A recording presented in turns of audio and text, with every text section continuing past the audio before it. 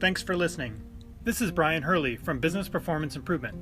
The podcast Lean Six Sigma Bursts are short lessons, comments, Q&A, and insights. If you have a question, send your question through the Anchor app, and we might feature you on a future episode. Or contact me at biz-pi.com. I just finished writing an article about continuous improvement. I was looking at some information about the fair trade organizations. And so in this article, I give some links on what that means. It's basically for small producers that don't have a good market, and it's a way to get them certified so that they can connect with a global marketplace and work themselves out of poverty through increased sales and improving their business.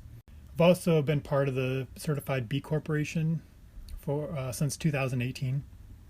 And so both of the methodologies talk about continuous improvement, and they don't spell out exactly how to do that. They just are looking for evidence that it exists. So in this article, I share how I think Lean would be a really great model for them to adopt and incorporate into their organization. These certification programs are really geared around the triple bottom line approach to look at not just having the organization make more money, but take care of their community and reduce their impact on the environment. So that aligns really well with what I'm trying to do with sharing the ideas of Lean and Six Sigma to these organizations. So I thought I'd call that out specifically as an improvement method that they could adopt. Otherwise, what I feel like it might be going on is they're going to try to show that they're doing improvements, but it's not tied together in a system. There's no management system supporting it. And really a lot of the philosophy around Lean to build in respect for people, to engage workers in coming up with a solution, to coach and lead people through improvements versus just dictating how it goes, I think it would be really helpful and powerful for these organizations. From what I can tell, not many of these organizations have a program. Some of the larger B corporations do, of course. I think Ben & Jerry's and Patagonia and New Belgium Brewing are in there. So I'm sure they have some kind of program like that, but there's a lot of small to medium-sized organizations involved, and they may or may not have a good system in place. So I thought that would be something that I could share and offer up some help, at least to get them started or interested in that approach.